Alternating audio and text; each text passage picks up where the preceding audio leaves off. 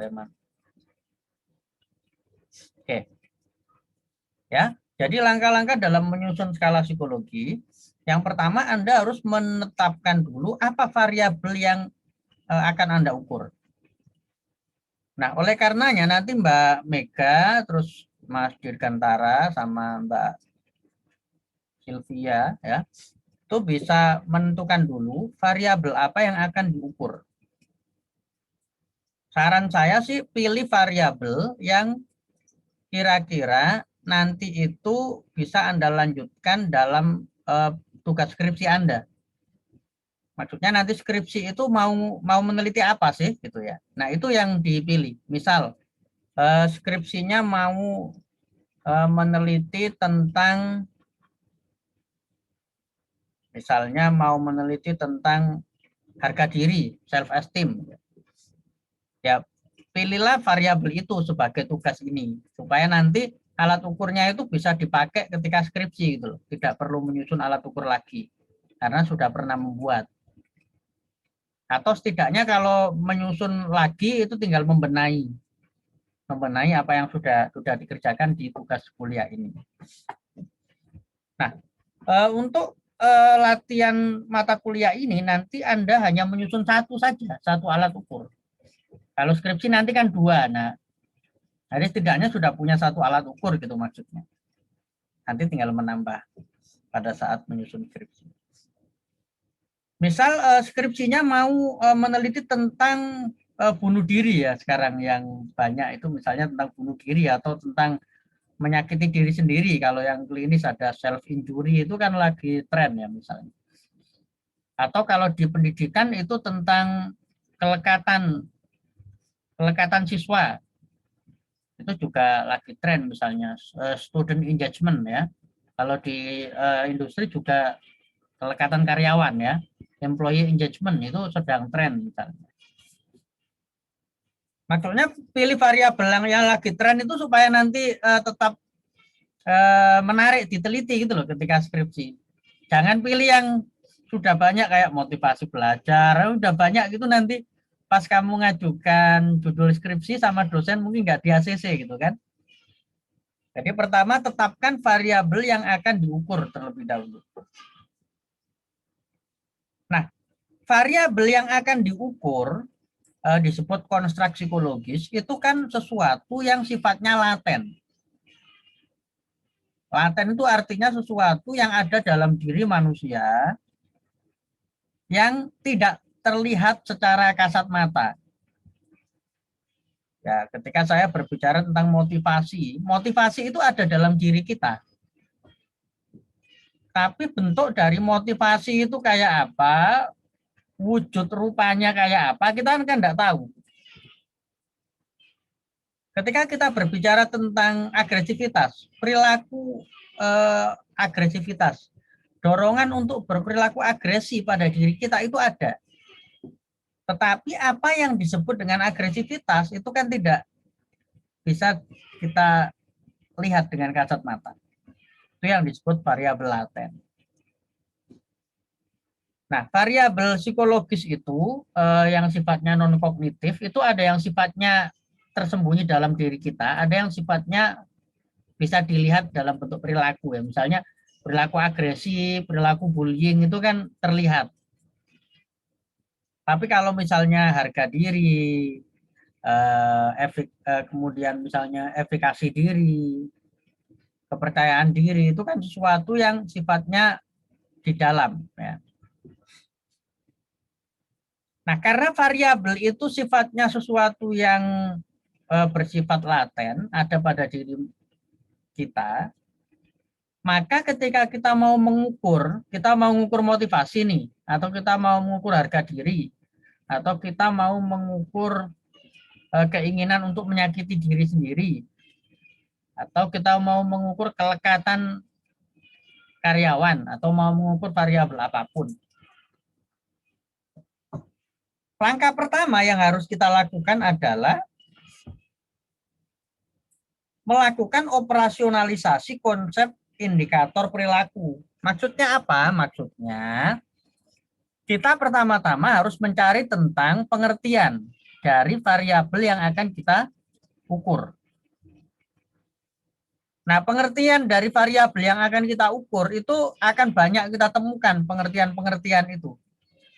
Tergantung kita menggunakan pengertian yang dikemukakan oleh siapa. Yang pertama. Yang kedua, kita akan mencari teori yang menjelaskan mengenai komponen atau dimensi. Jadi komponen itu kadang disebut dengan istilah komponen, kadang disebut dengan istilah dimensi, kadang disebut dengan istilah aspek gitu ya. Yang menjelaskan tentang variabel tersebut. Misalnya gini loh. Kita akan mengukur variabel misalnya tentang prokrastinasi akademik misalnya. Apa sih yang disebut dengan prokrastinasi akademik itu? Kita harus mencari pengertiannya dulu. Untuk bisa mengukur kita kan harus tahu apa yang disebut dengan prokrastinasi akademik. Nah, pengertian-pengertian dari para ahli itu tentu sangat banyak. Nah, kita harus memilih pengertian menurut siapa yang akan kita gunakan untuk mengukur nanti.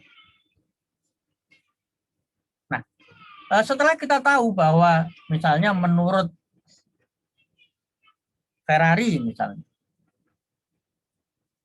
perilaku prokrastinasi akademik itu adalah perilaku menunda-nunda tugas, ya, perilaku menunda-nunda dalam memulai atau menyelesaikan tugas-tugas akademik yang dilakukan oleh seseorang disertai dengan adanya kecemasan. Itu misal pengertiannya. Nah, itu pengertian. Kalau komponen, dimensi atau aspek itu menjawab pertanyaan yang seperti ini. Jadi ada orang yang tanya ke kita, seseorang bisa dikatakan menunda itu dicirikan dengan apa? Gitu. Pertanyaannya begitu. Seseorang bisa dikatakan menunda itu dicirikan dengan apa? Ya, seseorang bisa menunda atau seseorang bisa dikatakan melakukan prokrastinasi akademik itu dicirikan dengan apa? Nah, itu dijelaskan dengan adanya aspek-aspek atau komponen-komponen atau dimensi itu. Sehingga dalam teori nanti akan dijelaskan gitu ya. Akan dijelaskan.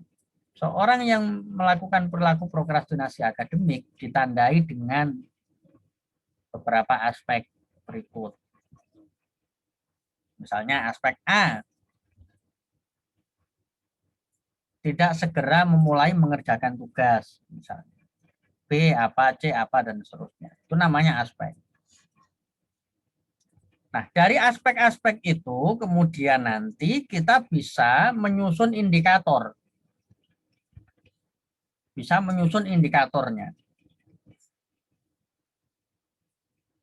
Dari aspek kemudian kita bisa menyusun indikator ya. Nah, kita harus tahu karena kadang-kadang para ahli itu tidak secara jelas mengatakan dengan kalimat aspek. Jadi para ahli tidak dengan jelas mengatakan seperti itu. Saya kasih contoh ya. Saya kasih contoh gampangnya seperti ini. Saya kasih contoh. Saya ini ingin mengukur variabel kecantikan. Variabel kecantikan. Ini contoh, ini tidak variabel psikologis, hanya sebagai contoh saja ya. Jadi saya ingin mengukur ya variabel cantik gitu ya. Jadi saya melakukan penelitian, kemudian saya ingin mengukur kecantikan, ya, variabel kecantikan atau cantik gitu ya.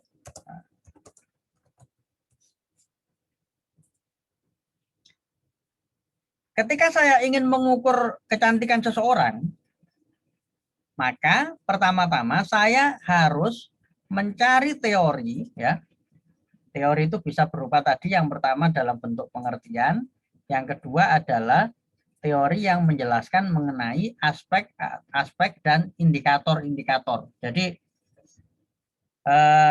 ada tiga hal yang harus kita cari dari variabel itu ya. Yang pertama adalah pengertiannya, kemudian yang kedua adalah aspeknya, yang ketiga adalah indikator. Ya. Jadi kita akan mencari 3 hal ya dari situ. Dari kecantikan itu kita akan cari yang pertama pengertian. Ya. Pengertian kecantikan itu apa? Pengertian cantik itu apa? Kita harus cari. Yang kedua, aspeknya. Aspeknya apa saja? Yang ketiga, indikator. Aspek-aspek dari cantik itu loh, ya. Aspek-aspek kecantikan itu apa saja. Kemudian indikator cantik itu apa? Nah, dari mana kita bisa mendapatkan 3 hal yang kita cari ini? Dengan membaca buku-buku yang ada atau membaca jurnal-jurnal penelitian. Yang paling gampang didapat sekarang jurnal penelitian ya, karena bisa kita akses secara gratis. Nah, misalnya saya akan membaca beberapa teori yang menjelaskan tentang istilah cantik ini. Yang kemudian nanti dari teori-teori yang saya baca, ya, saya akan pilih salah satu pendapat yang nantinya akan saya gambarkan dalam bentuk sebuah blueprint sebagai acuan untuk membuat alat ukurnya. Ya.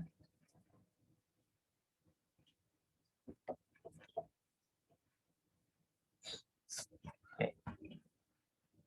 Nah, anggap saja ini saya ingin membuat alat ukur kecantikan, kemudian saya membaca dari beberapa literatur, tapi saya di sini tidak membaca dari beberapa literatur prosesnya ini. Misalnya saya akan menanyakan pada beberapa dari kalian. Kemudian nanti akan saya simpulkan.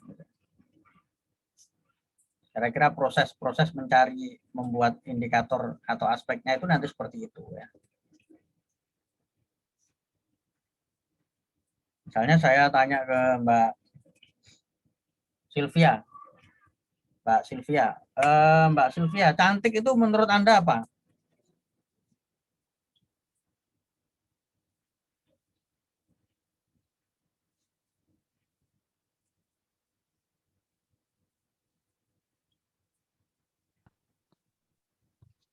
Yang disebut cantik, ya.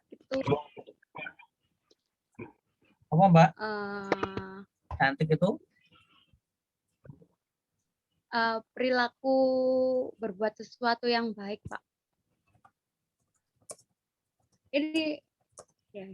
Jadi cantik menurut Anda itu perilaku berbuat sesuatu yang baik. Ya, ada lanjutannya ya. Lagi?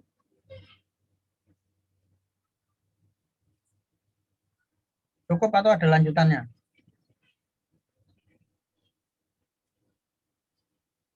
Cukup. Oke.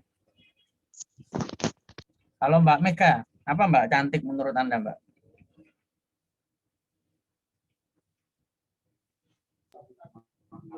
Kalau sebagian besar orang sih nilainya orang cantik itu dari paras wajahnya. Ya. Kalau menurut Anda, cantik itu apa berarti? Cantik itu orang yang memiliki wajah menyenangkan dilihat, misalnya ya. Kalau Mbak Rika Vindi, apa Mbak cantik menurut Anda? Sesuatu yang menarik, Pak. Sesuatu yang menarik, misalnya? Kayak misal nggak cuman fisik manusia, tapi bisa kayak pemandangan, terus lukisan. Ini maksudnya cantik manusia yang tak tanyakan. Cantik dalam pada manusia. Oh.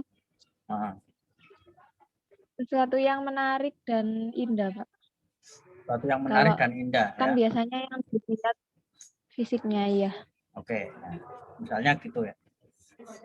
Nah, ini kan saya baru bertanya 3 orang. Ketika membuat sebuah teori, para ahli itu kan menanyakan sekian banyak orang. Pada sekian banyak ahli, kemudian disimpulkan, gitu ya. kemudian seorang ahli akan membuat sebuah pengertian ya tentang cantik itu. Jadi pengertian yang dibuat ahli itu bisa saja sangat panjang. Yang dari pengertian itu nanti kita bisa mendapatkan penjelasan mengenai aspek-aspek dari cantik itu dan juga bisa membuat indikatornya.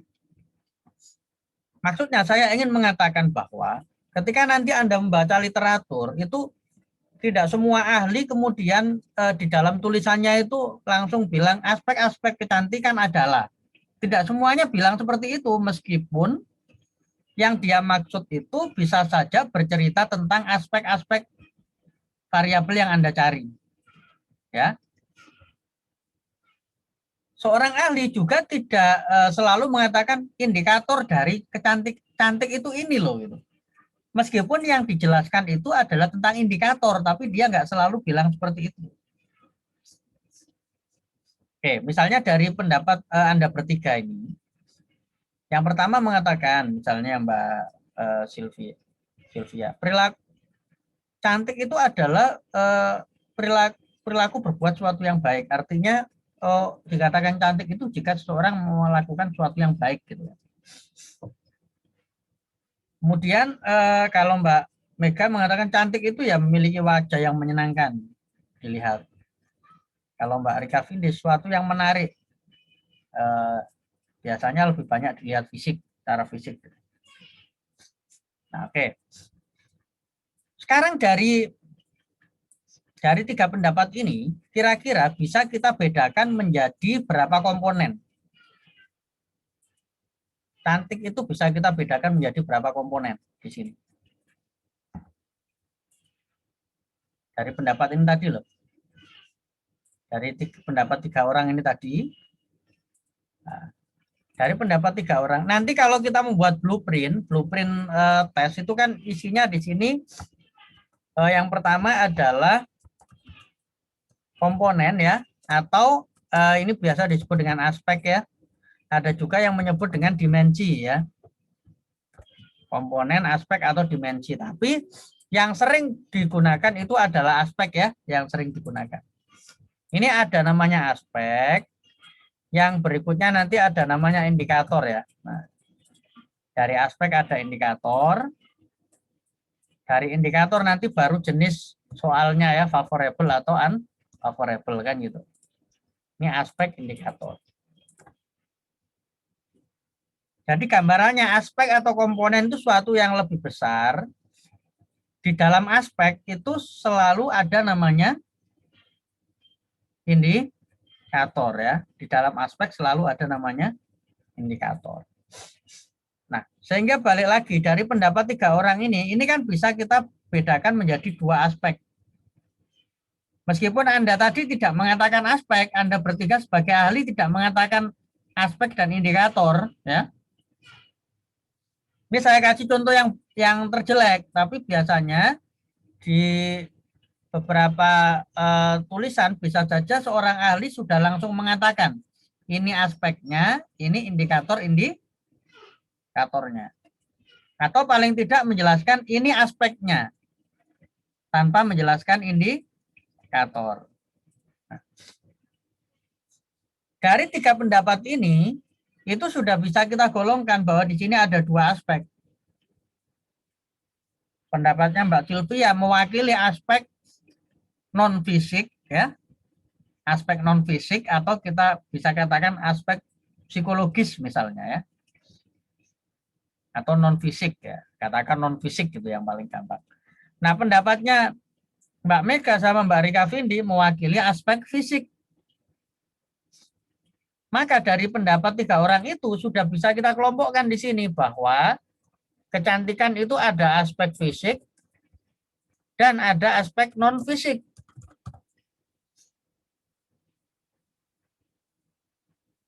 Dari aspek ya. Misalnya aspek fisik. Aspek fisik itu indikatornya apa? Secara fisik orang dikatakan cantik itu, artinya orang dikatakan cantik itu jika secara fisik seperti apa? Kita sebut dia cantik itu secara fisik seperti apa? Itu yang dimaksud aspek ya. Indikator ini rincian dari aspeknya. Misalnya, orang dikatakan cantik secara fisik itu memiliki wajah yang menyenangkan. Ini karena pendapatnya tadi kan ahlinya masih malu-malu. Kalau ahli beneran kan panjang ceritanya kan.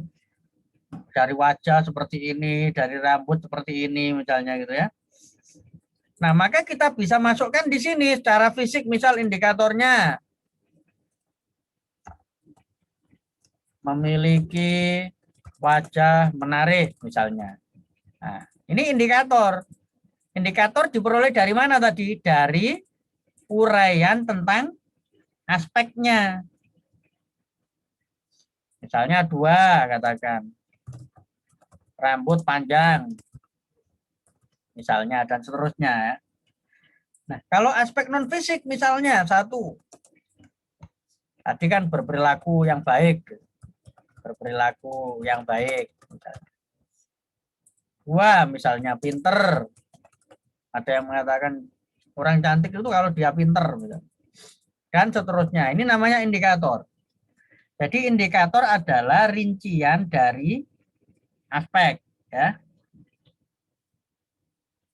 Jadi kembali lagi, ketika kita akan melakukan pengukuran terhadap variabel, pertama-tama kita harus mencari teori ya yang menjelaskan mengenai aspek-aspek dan indikator-indikator dari variabel yang akan kita ukur.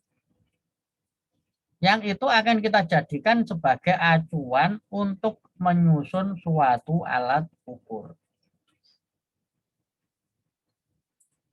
Nah, kita masuk ke misalnya ini contoh yang lebih jelas tentang yang sudah saya bagikan sebelumnya.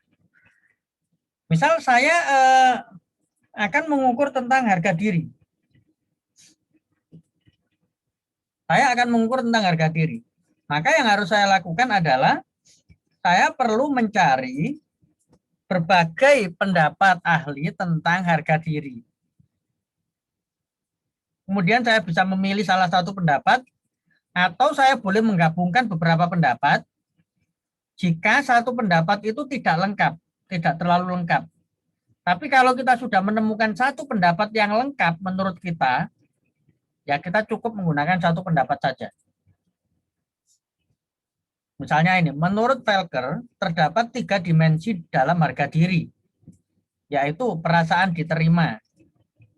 Nah, perasaan diterima ini namanya dimensi atau aspek ya. Yang kedua, perasaan mampu. Ini namanya dimensi atau aspek ya. Kemudian perasaan berharga. Ini namanya dimensi atau aspek. Indikatornya kita dapatkan dari mana? Indikator kita dapatkan dari penjelasan ahli mengenai aspek atau dimensi tersebut. Misalnya perasaan diterima, feeling of belonging, yaitu perasaan dapat menerima diri sendiri serta diterima dan dihargai oleh kelompoknya. Kelompok dalam hal ini bisa berupa keluarga, teman, serta lingkungan.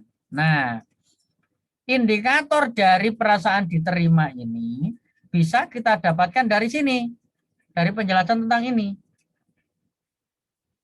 Yaitu perasaan dapat menerima diri sendiri, serta diterima dan dihargai oleh kelompoknya. Kelompok dalam hal ini bisa berupa keluarga, teman, atau lingkungan. Itu yang kita masukkan di sini. Sehingga kita lihat, kalau kita lihat ini perasaan diterima, indikatornya 1, menerima diri apa adanya. Itu dari mana? Dari ini tadi. Perasaan dapat menerima diri sendiri. Ya.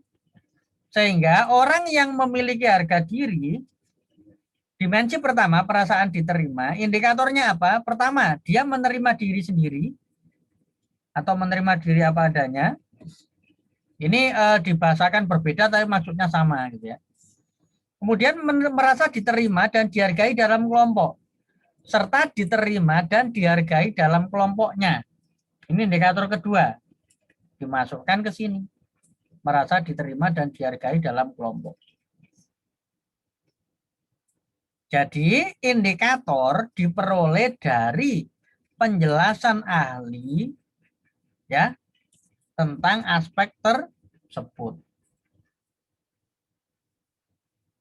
Dimasukkan ke situ. Begitu cara kita membuat sebuah indikator. Sama ini juga misal perasaan mampu, yaitu perasaan mampu dalam menghadapi tugas dan tuntutan. Tuntutan lingkungan dapat bermacam-macam tingkat kesulitan, oleh karena itu diperlukan perasaan dan keyakinan individu terhadap kemampuan yang dimiliki dalam mencapai hasil yang diharapkan. Nah, itu dimasukkan di sini. Memiliki keyakinan terhadap kemampuan diri, mampu mengatasi berbagai tugas dan tuntutan. Begitu cara kita membuat menentukan indikator ya. Jadi indikator dibuat berdasarkan penjelasan aspek oleh ahli. Itu yang tadi saya katakan.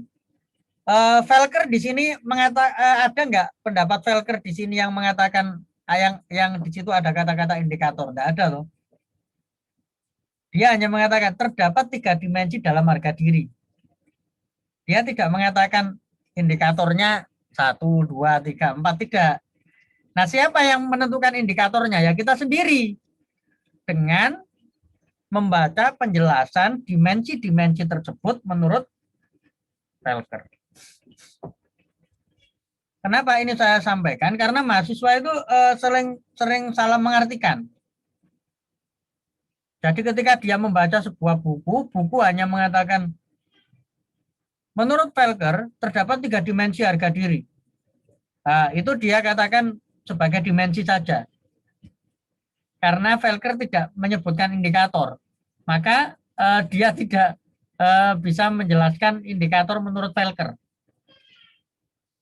Begitu membaca buku yang di situ ada kata-kata indikator, dia baru mengutip itu, indikator harga diri adalah. Padahal yang disebut indikator itu bisa kita dapatkan dari penjelasan aspek, itu yang disebut indikator ya.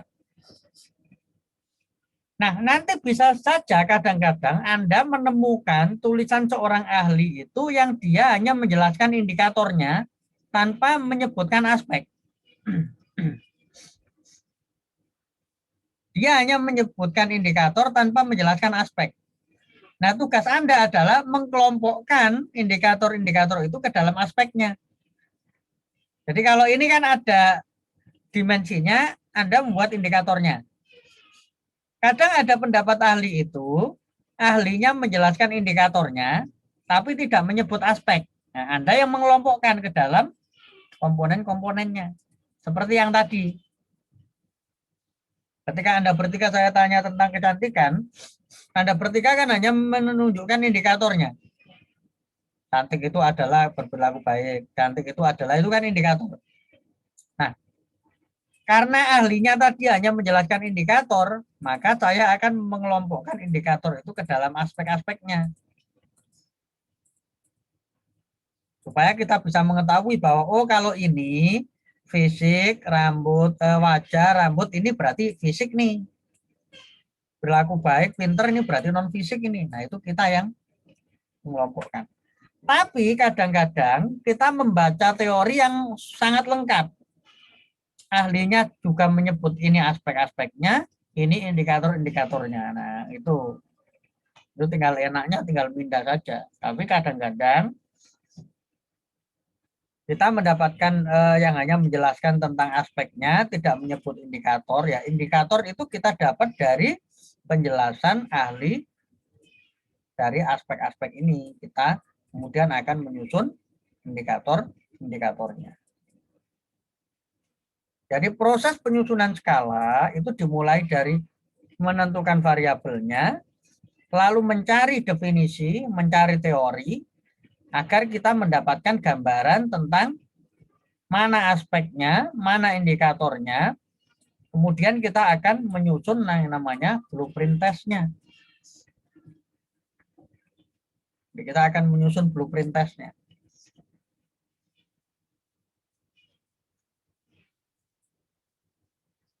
Jadi blueprint test akan berisi tentang aspek, kemudian tentang indikator. Dari blueprint, dari aspek, indikator, kemudian kita nanti akan menyusun pernyataan. Kalau di skala psikologi biasanya lebih familiar disebut dengan istilah pernyataan ya. Kalau tes kognitif kan disebut dengan pertanyaan. Kalau skala psikologi biasa diistilahkan dengan istilah pernyataan. Oke, sampai di sini mungkin kita perlu diskusi dulu. Silakan kalau ada pertanyaan. Untuk memastikan sudah memahami konsep dalam menyusun blueprint test ya, dalam menyusun blueprint test skala psikologi ya. Jadi tadi menentukan variabel, kemudian mencari teori yang menjelaskan tentang pengertian, aspek-aspeknya. Yang dari situ nanti kita bisa menyusun blueprint test yang berisi tadi ya. Ada aspek, ada indikator ya.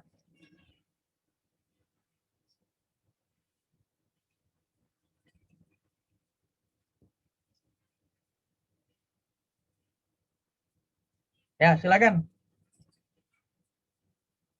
Saya kasih kesempatan untuk tanya-tanya dulu. Belum nanti kita lanjutkan.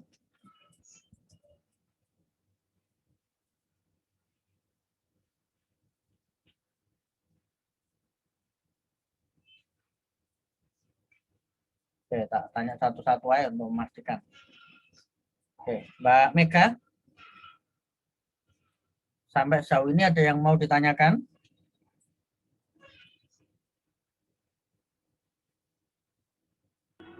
Belum ada, Pak. Oke. Sudah bisa dipahami prosesnya tadi ya dari Belum ada, Pak. ya. Oke. Mbak Sylvia, ada yang ingin ditanyakan?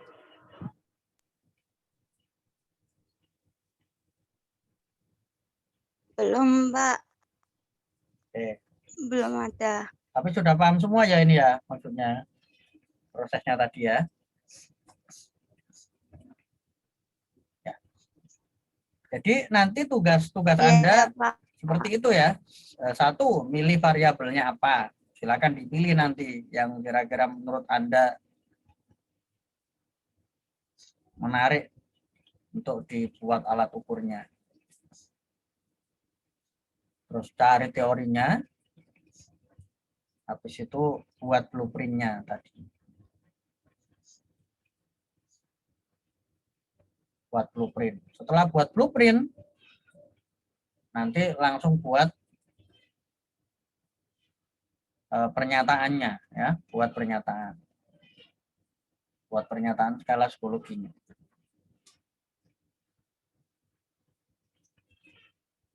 Mbak Rika Vindi, ada yang mau ditanyakan mungkin dari pengalaman menyusun skala psikologi yang sudah dilakukan? Mungkin ada yang berbeda atau perlu didiskusikan, boleh ya? Itu yang kemarin saya sampai di bab 4 itu kan hasilnya tidak ada hubungannya, yang kan saya pakai 3 variabel. Ya, ya. Terus yang variabel X2 sama Y itu hubungannya positif, kalau variabel X1 sama Y tidak ada hubungannya. Terus saya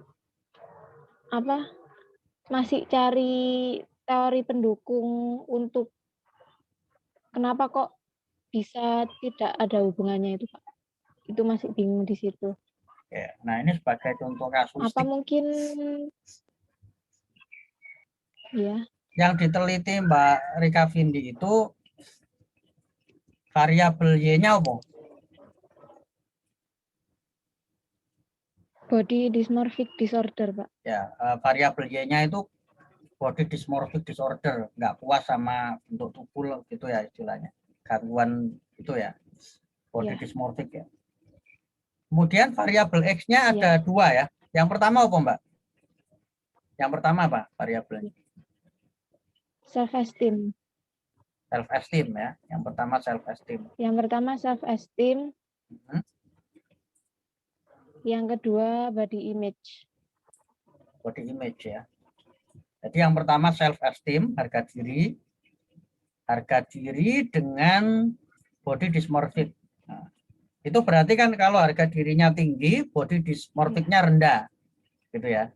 Kalau harga dirinya rendah, body dysmorphicnya tinggi. Gitu ya. Berarti itu hipotesisnya kan ada korelasi apa, Mbak? Negatif atau positif? Tapi itu hasilnya negatif. Hipotesisnya kan ada hubungan negatif ya. Benar ya? Iya. Kalau hasil analisisnya itu hasilnya apa? Positif apa negatif?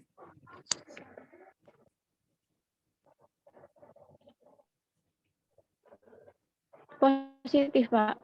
Yang self esteem sama Positif ya. body dysmorphic. Nah, positif. Positif itu Iya. berarti malah berlawanan sama hipotesisnya gitu ya. Jadi hipotesisnya negatif, hasilnya positif gitu kan. Iya, Pak. Kalau yang Positif. X2 itu kan positif ya hubungannya hipotesisnya. Hasilnya gimana? X2 ke Y.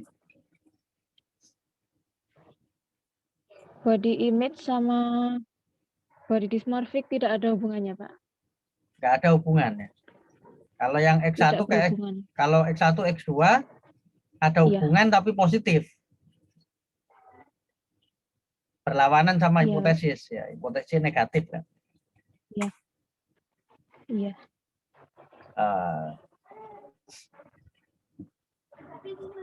Ya, Mbak, itu kamu sudah benar ya waktu nganalisis itu, waktu ngitung korelasi dengan korelasi itu item-item yang tidak valid sudah tidak diikutkan dalam penjumlahan. Iya, sudah, Pak. Sudah benar ya. Jadi misalnya Iya. itemnya 30, yang valid 20, yang dijumlah yang 20 itu saja. Sudah benar ya. Iya, sudah. Terus waktu scoring juga sudah benar, Mbak. Yang favorable sama unfavorable udah dibalik ya scoring. Iya, sudah saya benerin, Mbak. Nah, ini contoh kasus saja, contoh kasus. Ketika kita melakukan penelitian, kemudian hasil penelitian kita tidak sesuai dengan yang dihipotesiskan oleh teori, itu ada berbagai kemungkinan. Kemungkinan pertama, alat ukur yang kita buat itu tidak sesuai dengan indikatornya. Alat ukur yang kita buat itu secara konten tidak sesuai dengan indikator atau bisa dikatakan kurang bagus alat ukurnya.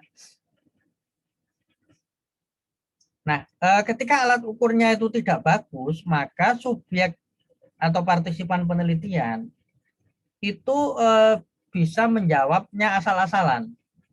Bisa saja karena kurang paham dari pernyataannya, sehingga dia menjawabnya itu tidak sesuai dengan apa yang dia rasakan. Bisa karena alat ukurnya, bisa juga karena proses pengambilan data. Ya. Karena proses pengambilan data itu secara online kan. Secara online tanpa penjelasan kan biasanya secara online itu. Tanpa penjelasan dari peneliti, tanpa pengawasan saat mengisi itu. Nah, bisa saja terjadi faking tadi, mengerjakannya asal-asalan. Mengerjakannya asal-asalan sehingga hasil penelitian yang tidak sesuai dengan yang kita harapkan.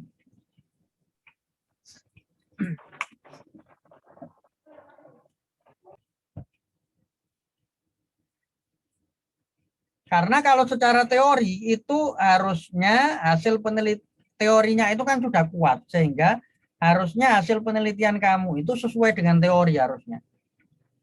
Harusnya X1 dengan Y itu ada hubungan negatif yang signifikan harusnya. Kemudian X2 dengan Y itu harusnya ada hubungan positif yang signifikan. Nah, ketika itu tidak terbukti, berarti kelemahannya adalah secara metodologinya. Dalam proses pengambilan data penelitian, itu yang tidak bagus.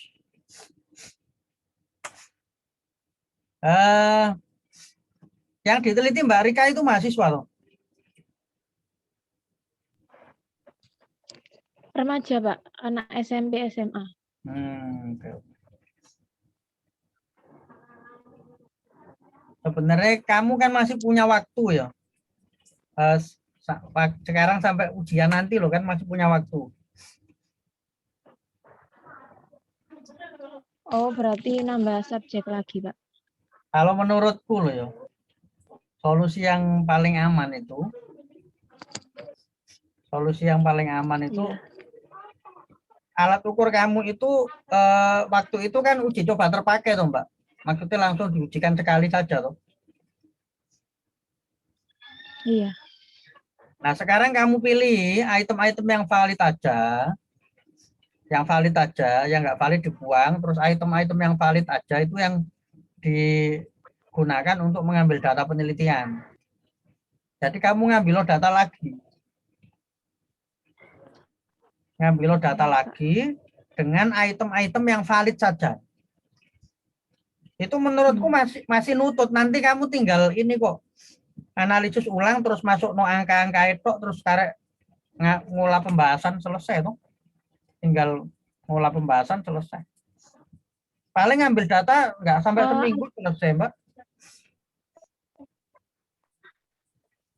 Ada maksimum subjeknya nggak, Mbak? Harus berapa baru bisa nggak ada. kelihatan hasilnya? Nggak ada.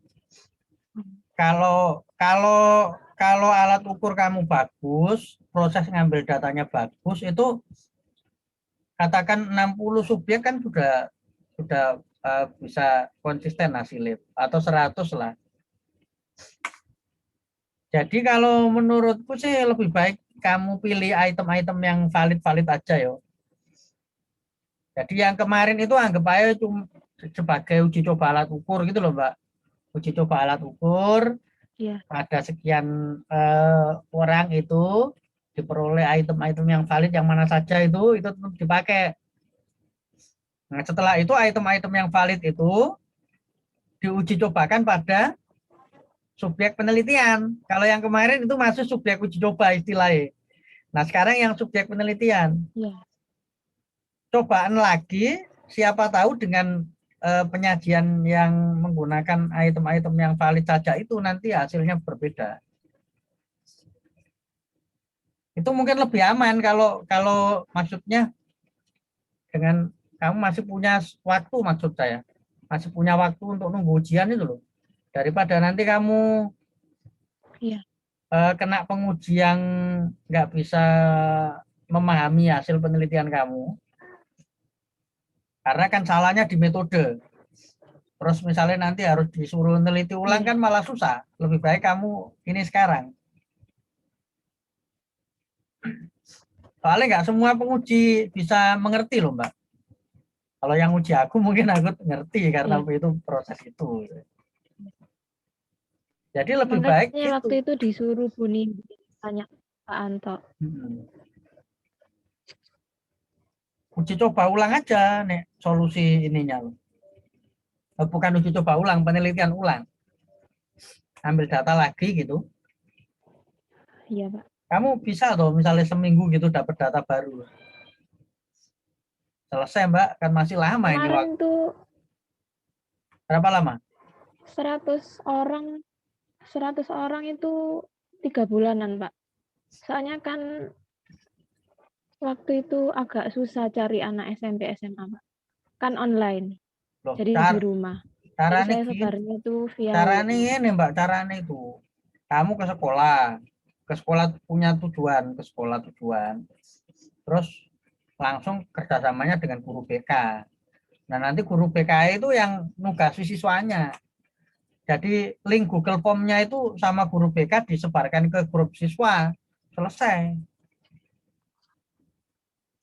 Ya itu kalau sudah deal sama sekolahnya sehari udah ngisi semua muridnya. Itu gampang, Mbak. Yang penting dapat sekolahnya dulu. Misalnya dulu kamu SMA di mana, ya itu aja. Kan masih kenal sama guru-gurunya. Ya kan? Iya. Nah, sama guru BK-nya itu misalnya sedang meneliti ini, minta tolong guru BK-nya, nanti guru BK yang ini, Mbak. Yang bagi ke siswa-siswanya. Beres, selesai. Nggak perlu berbulan-bulan itu. Sehari beres sudah. Iya. Jadi kamu tentukan sekolah tujuanmu mana, terus minta surat ke fakultas kan, mau penelitian ini di sekolah ini gitu.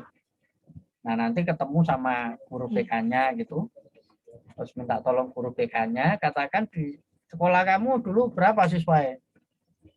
Banyak. Dulu banyak, Pak. Nah Di misalnya Dr. Sutomo. satu paralel itu berapa gitu kan? Katakan satu kelas 11 berapa siswa? Kelas 13 berapa siswa? Berapa kelas? Itu kan udah bisa dihitung kan? Iya. Nah itu, Mbak.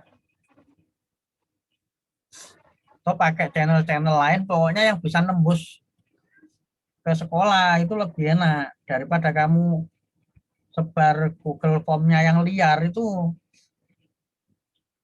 kurang bagus hasilnya. Lebih enak kalau jelas di sekolah ini penelitiannya. Nggak ngerubah apa-apa, itu nanti cuman di bab 3 aja, cuman ngerubah penelitian dilakukan di sekolah ini. Biasanya kan sekolah kan disamarkan ya, dengan jumlah partisipan sekian, selesai.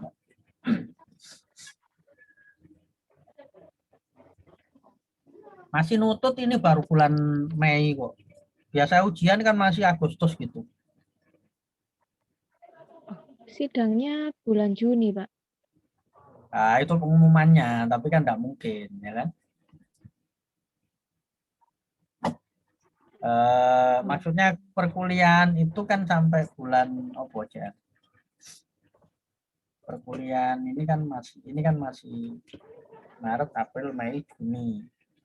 Kemungkinan kan masih sampai Juli loh. UAS itu. Kan kemarin kan puasa kan masuk UTS, ya kan? Berarti kan masih 7 pertemuan toh. Iya. Masih 7 pertemuan. Ya saya kan sidang kan setelah semua nilai keluar, Mbak. Berarti kan UAS kan patokannya. Bulan Juni itu bagi yang sudah bisa ujian, tapi kenyataannya ya belum, Mbak. Paling masih bulan Juli, masih bulan Juli kemungkinan. Masih nutut. Tapi kalau kamu tidak melakukan pengambilan data ulang ya nanti dampaknya di situ.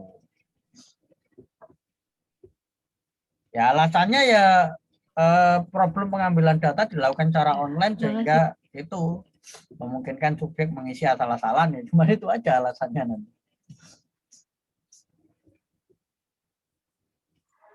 Oke. Oke ya, jadi Kasih, tadi Anda mencari teori, terus membuat blueprint tadi ya, indikator, blueprint, membuat blueprint yang di dalamnya ada aspek, ada indikator, gitu kan. Ada indikator, gitu ya. Nah, nanti mohon diperhatikan pada saat Anda menyusun blueprint, membuat indikator, yang perlu diperhatikan itu, coba dilihat di sini, indikatornya itu mesti di sini menggunakan kalimat yang menunjukkan kata sifat ya. Menerima diri apa adanya, berarti kan sifat menerima, merasa diterima dan dihargai dalam kelompok ya. Kalimat yang menunjukkan kata sifat. Memiliki keyakinan, mampu mengatasi, menghormati diri sendiri, merasa berharga, adanya perasaan ingin membantu. Ini kurang pas. Ini mungkin memiliki perasaan ingin membantu. Nanti kalimatnya dibuat seperti itu ya. Nah, kemudian di sini perlu saya jelaskan. Ada jenis item. Kalau kemarin di tes kognitif itu kan jenis itemnya itu kan berdasar kompetensi ya. Kompetensi 1, kompetensi 2, kompetensi 3, kompetensi 4, kompetensi 5, kompetensi 6. Kalau skala psikologi, jenis itemnya itu jenisnya favorable atau unfavorable. Ya. Jadi jenisnya favorable atau unfavorable. Ya. Favorable itu apa maksudnya? Favorable itu adalah item yang mendukung indikator. Mendukung indikator. Mendukung indikator itu maksudnya item yang bunyi kalimatnya sesuai dengan indikator. Contoh ya, ini indikatornya menerima diri apa adanya. Kalau itemnya favorable, maka bunyinya seperti ini. Indikatornya menerima diri apa adanya. Kalau itemnya favorable, ya, favorable mendukung indikator, kita bisa membuat pernyataan misalnya seperti ini.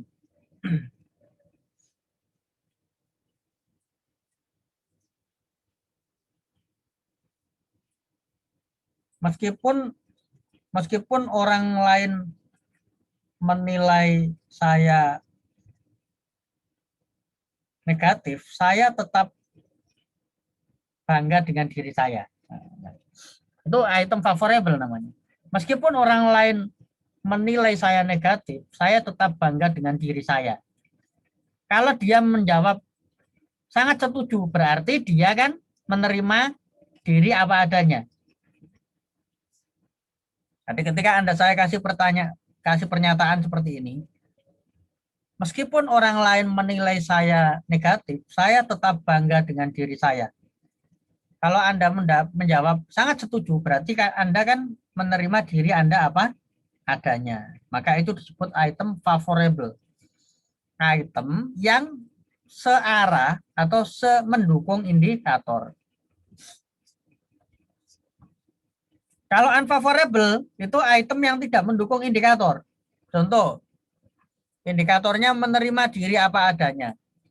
Kalau unfavorable, misal nomor 5 unfavorable, maka pernyataannya bisa berbunyi seperti ini.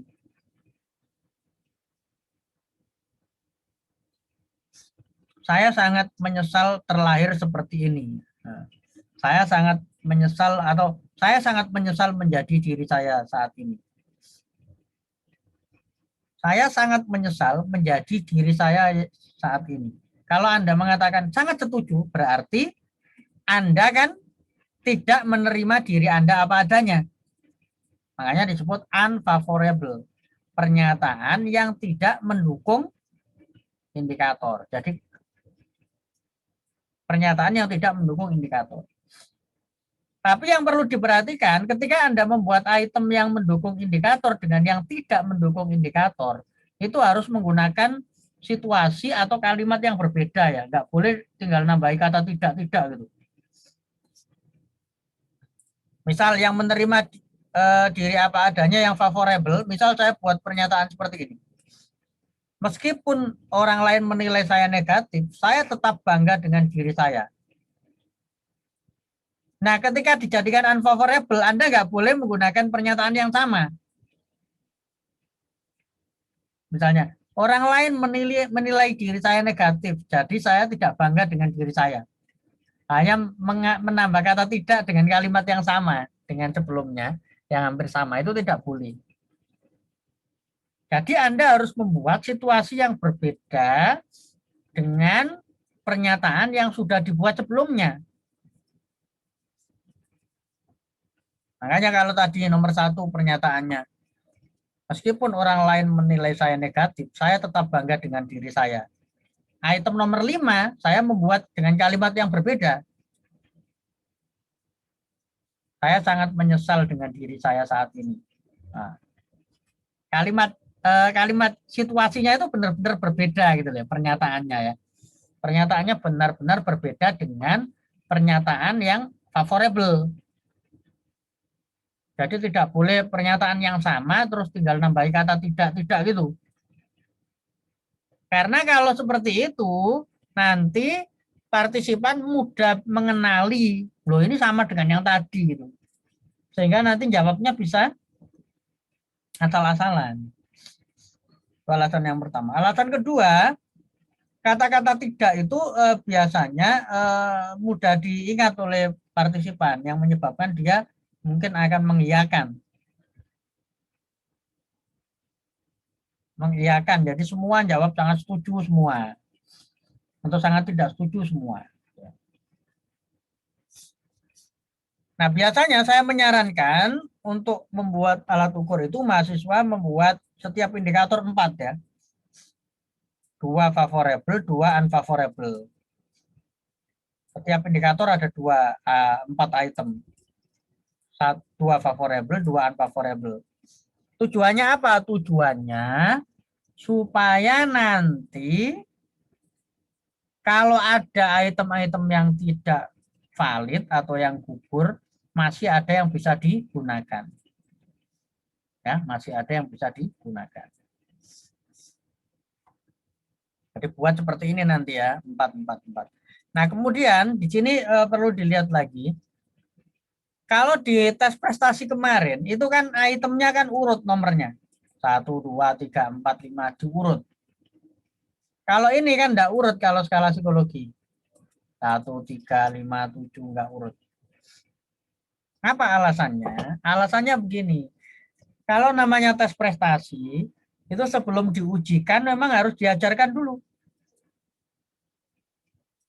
Sebelum diujikan harus diajarkan materinya. Sehingga tidak masalah bagi siswa dia mengetahui soal ini mau mengukur tentang apa. Karena memang yang diukur itu harus yang sudah pernah dipelajari. Sehingga siswa tidak apa-apa tahu apa yang dipelajari. Tahu apa yang akan diukur. Tapi kalau skala psikologi, yang mau diukur itu tidak boleh tahu soal ini ngukur tentang apa. Sehingga dibuat nggak urut. Nomornya dibuat loncat-loncat supaya yang diukur tidak bisa mengenali sebenarnya ini item ini mau ngukur apa gitu. Nah, gitu ya.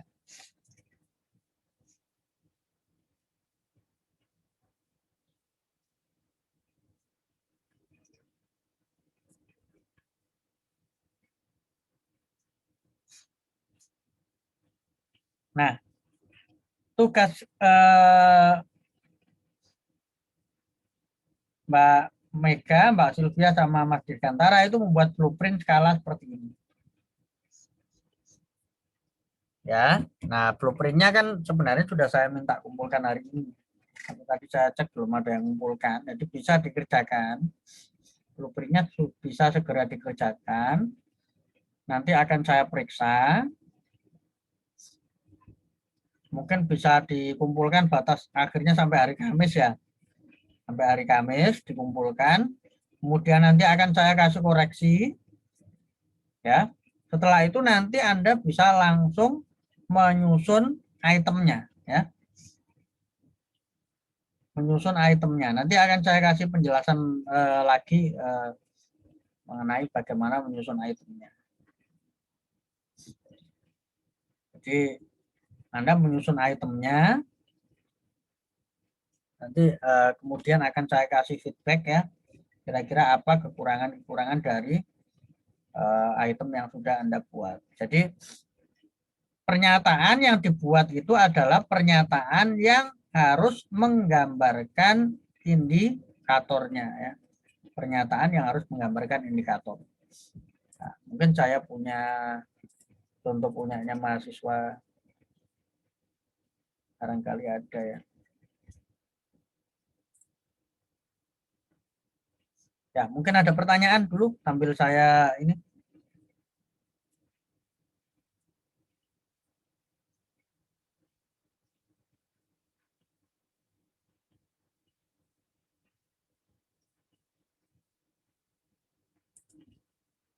Oke, sampai di sini jelas ya.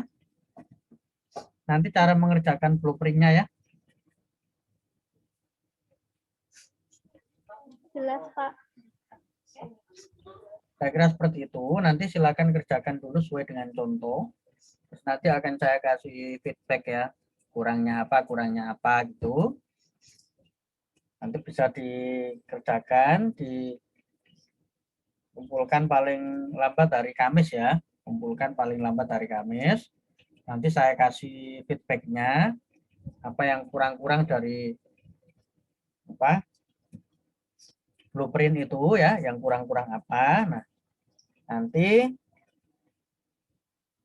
setelah itu akan saya kasih penjelasan lebih lanjut nanti bagaimana cara menyusun itemnya ya, cara menyusun item skala psikologinya ya.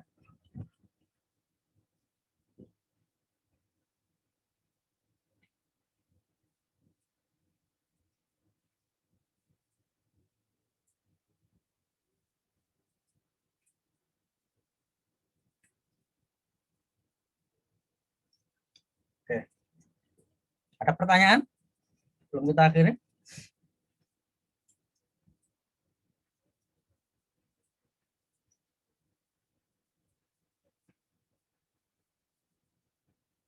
Karena saya ngantuk kabeh. Oke. Oke, kalau tidak ada kita cukupkan ya. Nanti bisa disesuaikan ya. Tugasnya bisa disegerakan supaya nanti kita bisa sesuai dengan rencana ya. Nah, nanti minggu depan kita akan latihan analisis data ya untuk yang tes prestasi. Oke, selamat malam semuanya. Assalamualaikum warahmatullahi wabarakatuh.